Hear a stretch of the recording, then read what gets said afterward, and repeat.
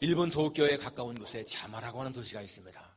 이 자마라고 하는 도시에서 아주 큰 목재상을 경영하는 미하다 요시오라고 하는 사람이 있었습니다. 그분은 거기에 있는 성결교를 다녔는데 아주 신앙이 참 좋은 사람이었어요. 그는 자기 그 회사에 직원을 이렇게 뽑을 때에 이 신체 장애자들도 많이 뽑았습니다. 그래서 그들에게 할 수 있는 일들 다 맡겨서 일하도록 그렇게 했습니다. 굉장히 참 좋은 그런 사례죠. 그래서 신문에서도 그 사람에 대한 미담이 이제 이렇게 한번 나왔습니다. 그렇게 한 후 얼마 후에 이 사장님이 편지 한 통을 받았는데 그 편지 쓴 사람이 나는 지금 수감 중에 있는 사람입니다. 제가 이제 앞으로 출감할 날이 얼마 안 남았는데 제가 출감하면은 사장님의 회사에 일하고 싶습니다. 나 써주시겠습니까? 이런 편지가 온 거예요. 그래서 이 미하다 사장이 자기 부인과 상의를 한 다음에 찾아갔습니다. 감옥을. 가니까 가서 그 소장님에게 내가 이래서 이 사람을 만나고 나왔다. 그러니까 그 소장님이 사장님 만나지 마세요. 이 사람은 절도와 사기죄로 21번째 지금 이 감옥 생활하고 있는 사람입니다. 그러는 거예요. 21번째 감옥 생활하고 있는 사람 만나지 마세요. 그렇지만 이제 사장님은 사정을 했습니다. 그것도 꼭 만나게 해달라고. 그래서 허락을 받고 들어가서 그 사람을 면회했어요. 다른 말을 하지 않고 내가 어느 목재상 사장입니다. 당신의 편지 받았습니다. 당신이 출감하면은 제가 당신을 고용할 테니까 꼭 나를 찾아오십시오. 그리고 그때까지 몸 좀 잘하세요. 그 말만 하고는 딱 나온 거예요. 나가오니까 이제 소장님이 사장님 혹 그 사람을 쓰더라도 절대 돈이 그 사람 눈에 띄게 하지 마십시오. 그 사람은 돈만 보면 무조건 다 집어넣습니다. 그랬습니다. 이 사장님이 간 다음에 이 죄수가요 곰곰이 생각해 봤어요. 그냥 와서 정말 특별하게 뭐 물어본 것도 아니고 그냥 출감하면은 우리 회사에 오세요. 내가 고용하겠습니다. 그렇게만 말하고 갔는데 그럴 거라면은 그냥 편지만 보내도 됐지. 구태여 찾아와서 말할 게 뭐겠느냐 이 말이에요. 그렇잖아요. 근데 정말 가만히 생각해 보니까 그 사장님의 그 태도, 인상 이게 너무 좋은 거예요. 그리고 말하는 그 자세라든지 그리고 그 마음 씀씀이 얼마나 좋습니까? 편지만 해서 그냥 출금하면 오세요. 이래도 되는데 직접 찾아와가지고서 그렇게 한다는 거. 거기서부터 감동받는 거예요, 이 사람이. 참 좋은 사람이구나. 나와가지고 회사 이제 찾아갔습니다. 그래서 그 회사에 취직한 거예요. 그래서 일을 하는데 이제 사장님은 독실한 기독교인이니까 주일 되면 이제 교회 가지 않습니까? 처음엔 말하지 않더니 얼마 지나니까 내가 이렇게 주일날 교회 가는데 같이 갈 마음 없느냐. 그러니까 자기한테 그렇게 호의를 베푸신 분이니까 그 청을 거절하기가 쉽지 않지 않습니까? 같이 나갔습니다. 처음엔 건성으로 그냥 몇 줄 따라 나갔는데 나가면서 설교를 듣고 또 성경을 듣고 이러는 가운데에서 뭔가 마음에 닿는 게 있는 거예요. 그리고 예수님의 그 모든 행적, 가난한 자, 소외된 자, 병든 자 그런 사람들을 가까이 하는 그 예수님의 모습이 마음에 와닿기 시작한 겁니다. 나중에는 이 사람이 그런 설교를 말씀 듣고 성경에 읽다가 이게 바로 내가 찾던 진리였구나 이걸 생각한 거예요. 내가 만나기 원하시는 분이 이분이구나. 결국에는 이분이요 예수님을 영접하게 됩니다. 그래서 사람이 바뀌잖아요. 얼마 지난 다음에 이 사장님이 여보게 자네가 우리 회사 경리를 좀 맡아주게. 그래서 경리까지 맡아버린 거예요. 이 큰 회사에 모든 경리를 맡아가지고 하는데요. 수년이 지나가도 그 모든 재정에 1점 차고가 없는 거예요. 정말 예수님 안에서 완전히 바뀐 자가 되었습니다. 21번이나 감옥에 들어드는 그것도 절도죄와 사기죄로 그렇게 감옥에 들어드는 사람을 변화시킨 주님 바로 예수님이잖아요. 오늘 우리 본문에 똑같은 사람 보게 됩니다. 예수를 만나기 전에 이 거라사의 광인 귀신 들려서 비참한 삶을 사는 사람이었는데 그가 예수님 만남으로 말미암아서 여러분 오늘 변화된 삶을 살아가는 이 모습 위대한 생애의 변화는 이 생이 어떠한 것 되는 것이 아니고 바로 예수님 만남으로 된다라고 하는 사실 우리가 이것을 기억하면서 오늘 이 위대한 생애의 변화 라는 주제로 말씀을 상고하기 원합니다. 첫째, 예수님 만나기 전에 이 사람의 삶을 보십시오. 예수님 만나기 전에 이 사람의 모습은 비참한 삶을 산 사람입니다. 여기 27절에 보게 되면은 예수께서 육지에 내리심에 그 도시 사람으로 귀신 들린 자 하나가 예수를 만나니, 여기 귀신 들린 자라고 하는 말, 귀신 들린 자, demon possessed man, 귀신에게 소유된, 사로잡힌 자라는 뜻이잖아요. 귀신 들린 자. 이 사람이 오래 옷을 입지 아니하며, 옷을 입지 않고 살았다. 오랫동안 나체로 살았다는 얘기. 나체. 여러분, 나체 벌거벗은 거 수치 아니겠습니까? 수치를 모르는 거예요. 수치를 모르고 그렇게 오랫동안 살았습니다. 도시 사람으로서 하고 나오는데, 여러분, 모든 범죄는요 도시에서 시작하는 거예요. 도시는 항상 좀 이렇게 화려하고 활락적이지만은 타락한 문명이지 않습니까? 여름철에 보세요.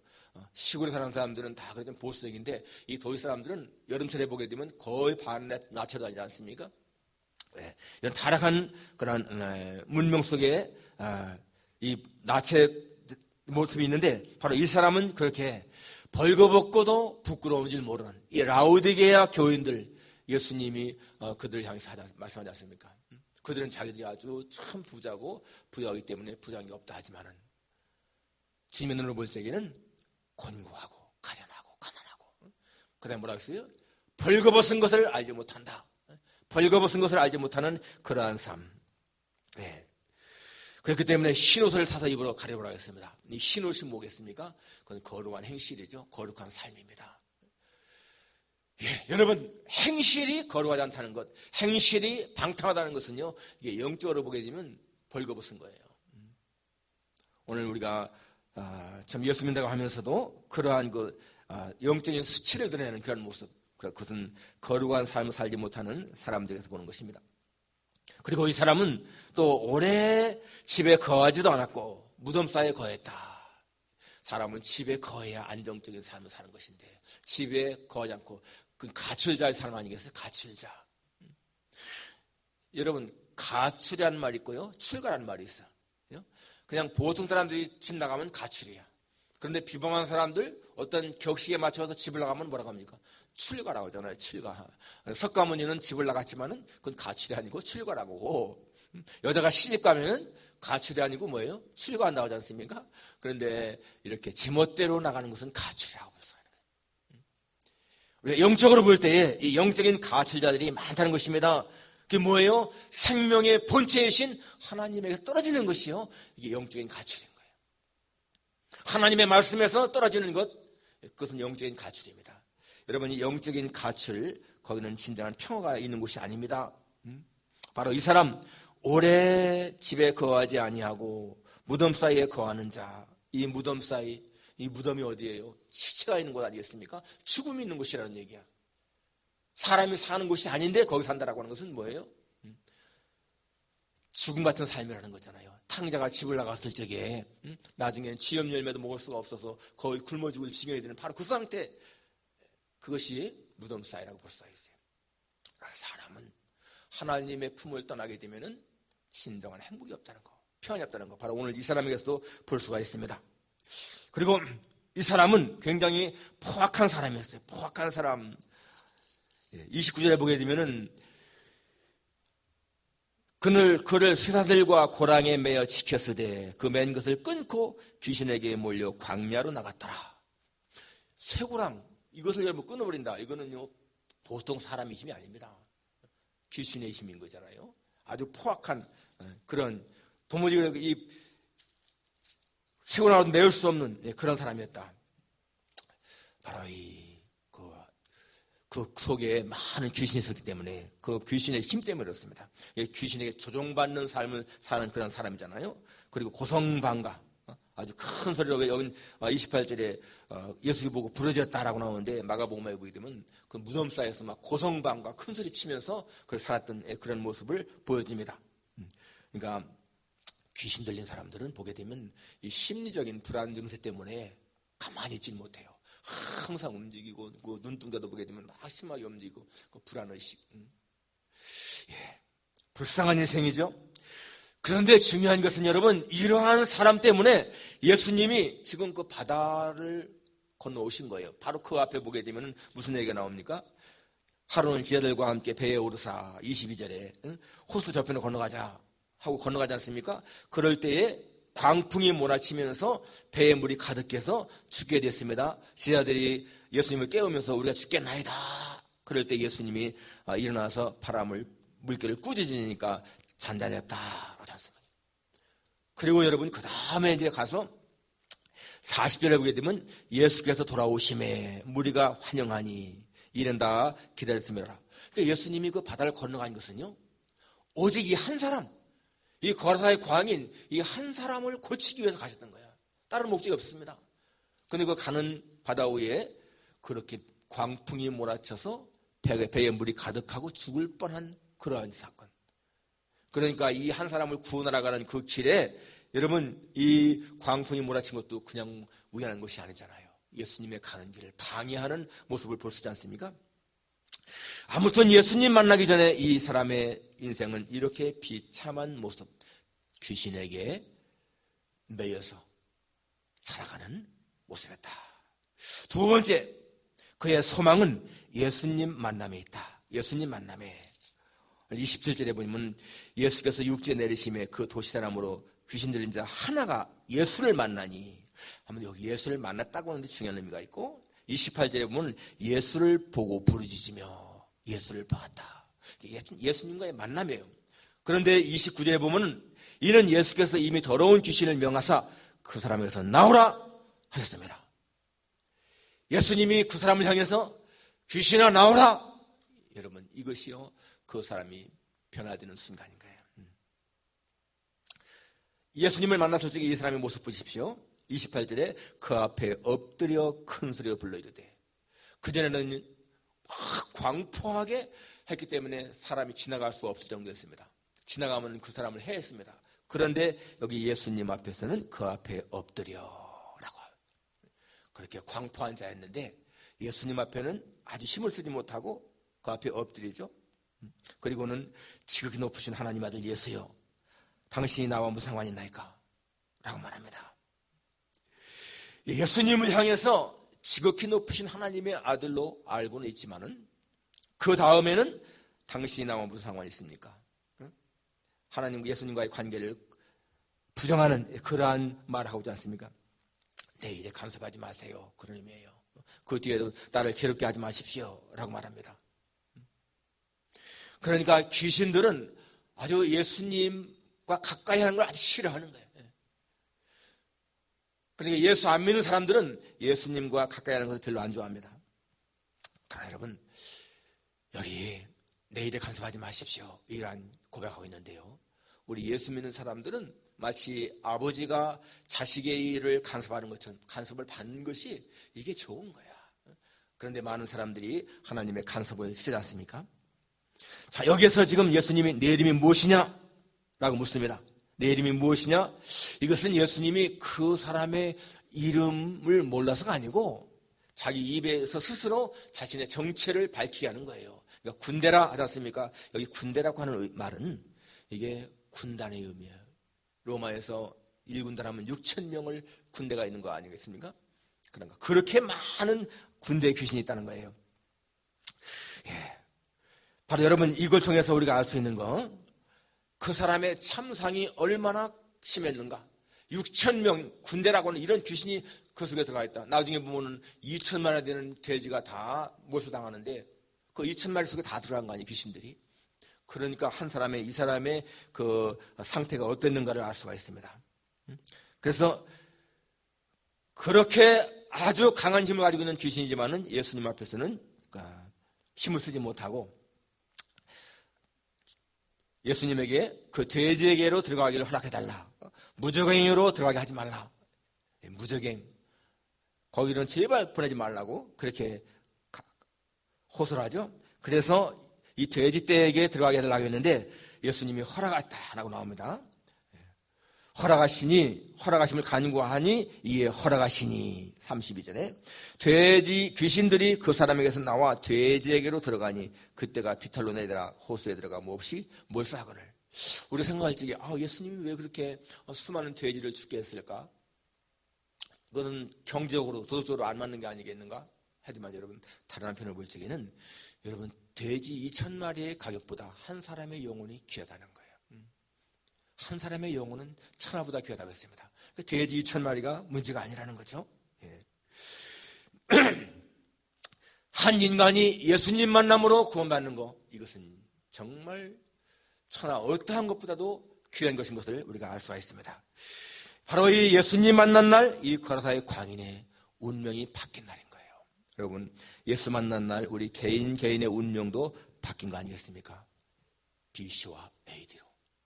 각자마다 이 BC와 AD가 있습니다. 비포 크라이스트, 아노 도미나이, 바로 예수님과 같이 하는 그러한 날. 우리 각자에게 가장 운명적인 날, 바로 예수님 만난 날. 이 날이 있다면은 여러분 그 사람은요, 그 다음부터는 이제는 진짜 성공적인 삶을 살아가는 거예요.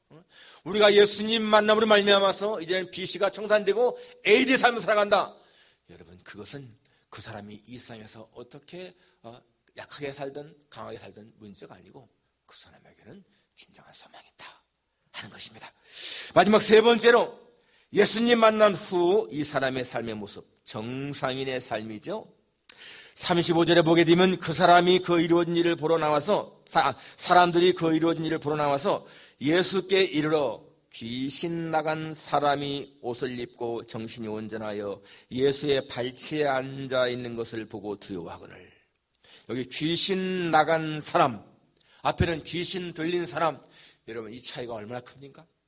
귀신 들린 사람은 귀신에게 사로잡혀서 포로가 된 사람이고, 귀신 나간 사람은 귀신으로부터 자유가 된 사람이고, 이러한 이 사람의 모습인 것입니다. 이제는 뭡니까? 이 사람이 옷을 입고 라고 했어요. 그전까지만 하더라도 옷을 벗고 살던 사람이었는데, 나체로 살던 사람이었는데, 이제는 옷을 입고, 지금까지는 제정신이 아닌 귀신에게 입고 살았는데 이제는 제정신이 들어온 거 아니겠어요? 여러분, 예수 믿지 않는 사람들은 영적으로 볼 때에 그 사람들이 지금 이렇게 세상에서 다 사는 같이 보이지만은 다 비정상인 거예요. 그 영혼이. 지금 무슨 정상인으로 보이고요. 정치인으로, 의사로, 교수로, 변호사로, 또는 기업인으로 다 각자 직업 가지고 살지만은 그 사람의 영혼 속에 성령이 거하지 아니하시면요, 그 사람 속에 성이 안 계시면은 그 사람들은 영적으로 볼 적에 다 불구인 거예요.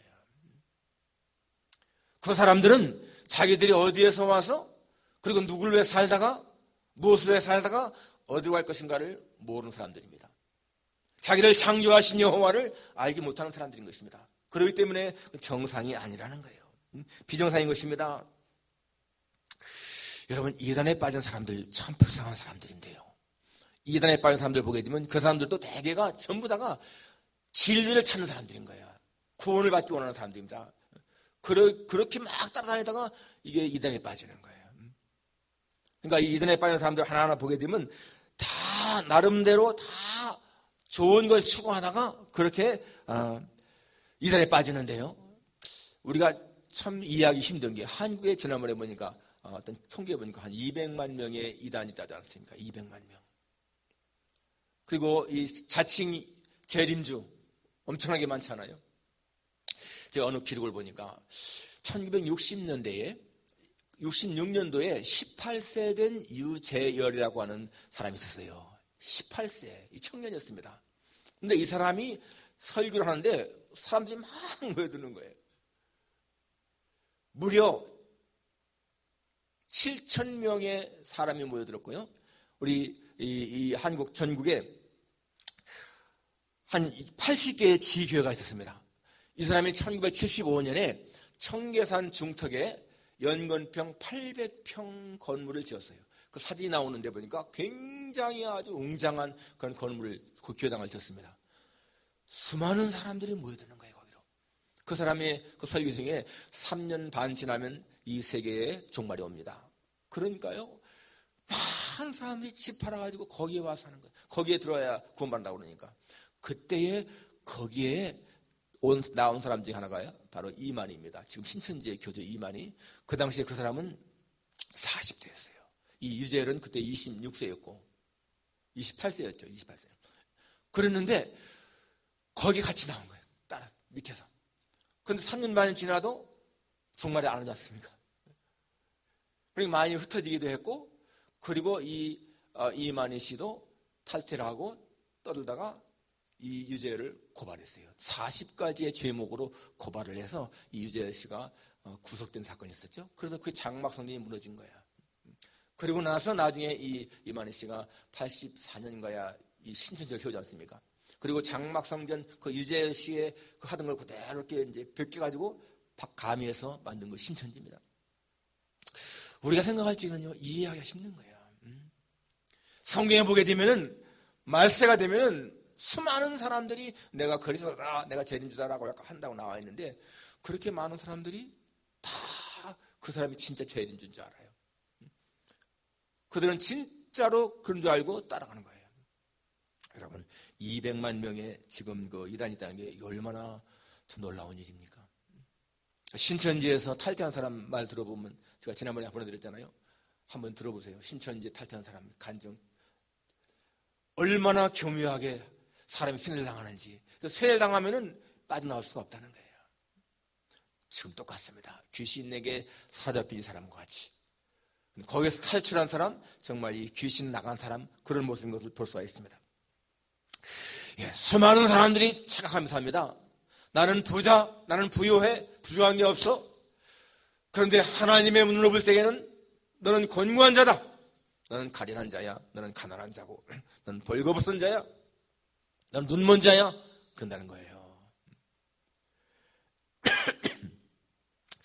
성경은 우리에게 말합니다. 방탕과 술취하지 말라. 음란과 호색하지 말라. 쟁투와 시기하지 말라. 오직 예수 그리스도로 옷 입으라. 여러분, 예수님으로 옷 입는 거, 여러분, 이게 우리가 사는 길이지 않습니까? 오늘 이 사람 모습 보게 되면은 정신이 온전하여 예수의 발치에 앉아있는 것을 보고 두려워하거늘. 예수님의 발치에 가만히 이제 순한 양같이 앉아있지 않습니까? 그전까지만 하더라도 그냥 광포하게 날뛰던 사람이었는데 이제는 예수님 발치에 조용히 앉아있었다. 이 사람이 지금까지 그렇게 막 무덤 사이에서 살다가 예수님의 발 앞에 앉아있을 때 처음으로 안식을 맛보았을 거예요. 평화를 맛보았을 겁니다. 그동안에는 귀신에게 조종당해서 막 다니다가 정말 예수님의 발 아래에서 평안함을 누리지 않겠습니까? 수많은 사람들이 그렇게 세상에서 방황하다가 예수님 발 앞에 엎드려서 평화를 누리는 거 많이 보지 않습니까? 우리에게 가장 평화를 주는 장소, 바로 예수님 앞에 있을 때, 예수님의 발치 앞에 있을 때, 마리아가 예수님의 발치에 앉아서 말씀을 들을 때 가장 평화로울 때인 거예요. 우리가 각자 있는 곳에서 무릎을 꿇고 하나님 앞에 기도하는 장소, 거기가 바로 예수님의 발치 아래 아니겠습니까? 진정한 평화를 주는 곳. 그리고 이 사람 보게 되면은 이제 그는 예수님과 함께 있기를 원해요. 보니까 이 사람이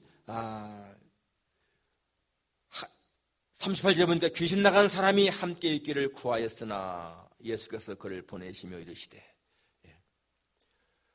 그전에는 당신과 내가 무슨 상관이 있습니까? 라고 거부하던 이 사람이 이제는 예수님, 내가 주님과 같이 있기 원합니다 라고 말했다는 거예요. 그러니까 여러분, 예수님을 만나기 이전에는 예수님을 아주 싫어하던 사람이 예수님 만나고 나니까 내가 항상 주님 같이 있고 싶구나, 이렇게 느낀다는 거잖아요. 왜 그렇습니까? 바로 그분에게 진정한 생명이 있는 것을 깨달았고, 그분에게 참된 만족, 안식이 있는 걸 깨달았고, 거기에 진정한 기쁨이 있는 걸 깨달았기 때문에 그렇습니다.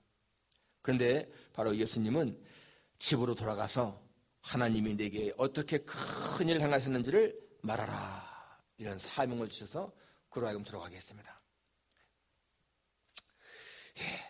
그래서 이 사람은 정말 또 집에 돌아가서 예수님이 자기한테 어떻게 행하셨는가 하는 것을 다 가족들에게, 친지들에게 전파했다.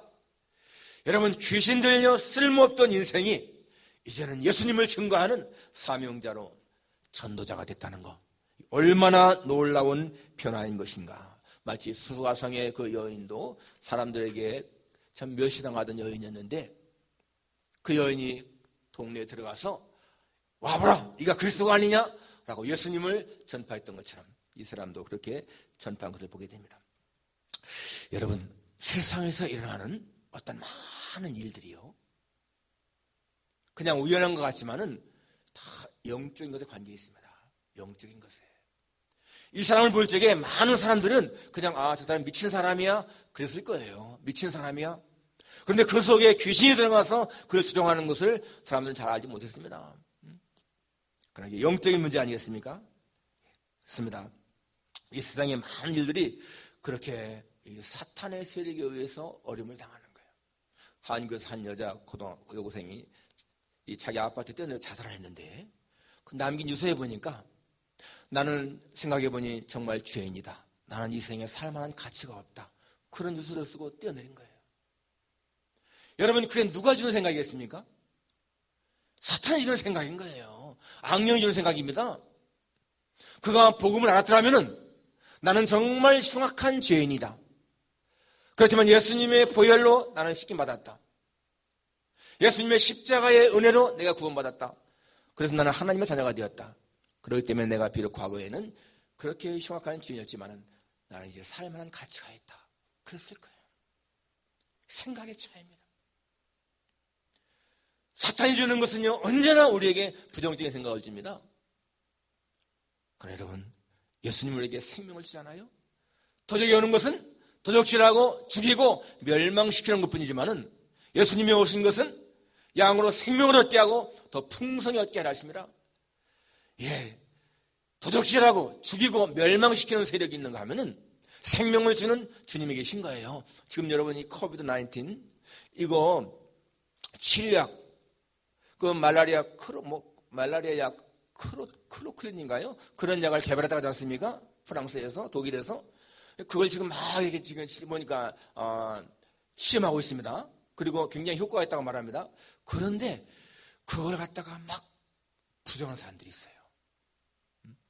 심지어 이 세계보건기구, 또 이 미국 내에도 주류 언론들, CNN 이런 방송들은 그걸 자꾸 부정합니다. 여러분, 지금 이 코비드-19이 굉장히 퍼지고 있는데요, 이게 막 더 퍼져서 더 많은 사람들이 죽기를 원하는 세력이 있습니다. 왜요? 그렇게 해야 자기들의 목적이 이루어지니까. 특히 이 중국과 이 미국의 민주당 세력, 이 딥 스테이트라는 거 있죠? 딥 스테이트.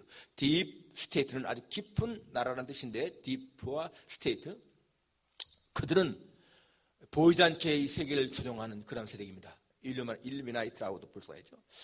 그들은 아무튼 간에 이 코로나 바이러스가 더 확산되어서 더 많은 사람이 죽기를 바라는 거예요. 그래야 트럼프 정권이 무너지고, 그래야 자기들이 설 잡으니까. 이게 여러분 영적인 문제인 거예요, 지금. 그러니까 저는 이러한 세계 역사를 하나님 주장하시기 때문에 비록 그렇게 한다 할지라도 절대로 그들 뜻대로 안 되고 하나님의 그 뜻대로 세계가 이루어질 것을 믿습니다. 그렇기 때문에 이 트럼프를 반대하는 그러한 세력들이 그렇게 막 이 코로나 바이러스가 진정되는 것을 원하지 않고 더 확산되는 거 원하는 거, 아마 앞으로 드러날 거예요.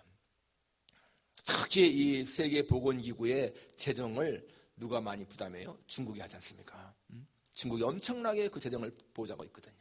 그러니까 중국 같은 입장에서 볼 적에는 이 트럼프가 재선 안 되는 게 아주 좋은 거, 자기들한테. 기억하십시오, 여러분. 죽이는 세력이 있고요, 망하게 하는 세력이 있고, 살리는 세력이 있다는 거. 우리는 아무리 이런 악령들, 악한 세력, 사탄의 세력이 난무해도 절대로 그들이 하나님의 세력을 이길 수가 없다. 성경은 말씀하고 있습니다. 내가 너희에게 뱀과 전갈을 밟으며 원수의 모든 능력을 지휘할 권세를 주었으니 너희를 해할 자가 결단코 없으리라. 하나님이 역사를 움직이는 거예요. 이 미국의 역사도 하나님이 움직이십니다. 그렇기 때문에 절대로 그런 악한 세력이 의도하는 대로 세상이 움직여지지 않을 것입니다. 우리에게는 성령, 사탄보다 훨씬 더 강하신 성령께서 우리를 내주하신다. 이것을 기억해야 돼요. 그렇기 때문에 여러분, 이 사람들은요, 성령 인도만 사람이 있고 악령 인도만 사람이 있습니다. 그러니까 성령의 인도하는 사람들은 평안과 기쁨을 누리는 것이고, 악령의 인도하는 사람들은 항상 불안, 고통을 당하는 겁니다. 그러니까 우리가 예수님 만나고 예수님 믿는다는 거, 이게 얼마나 큰 복인가. 우리에게는 평안함이 있어야 되죠. 구원받은 성도의 삶은 두 가지입니다. 하나님을 사랑하는 거하고 예수님을 증거하는 거. 바로 이 사람 이렇게 살다가 나중에 예수님을 증거하는 삶을 살지 않습니까? 그렇게 쓸모없는 것 같은 사람이 이렇게 예수님을 증거하는 사람으로 바뀌었습니다. 여러분, 지금 내가 예수님 믿고 구원받다, 이게 엄청난 복이라는 거 항상 우리는 기억해야 돼요. 위대한 생의 평화는, 위대한 인생의 변화는 절대로 세상적인 지식이나 돈이나 어떤 거 되는 것이 아니고 바로 예수님의 이름, 예수님 만남으로 이루어진다. 오늘 이 사람이 여러분 예수님 만남으로써 그 사람의 인생이 변하지 않습니까? 우리 변화된 삶의 행복을 누리며 살아가는 여러분과 제가 되기를 주님의 이름으로 축원합니다. 기도하겠습니다. 하나님,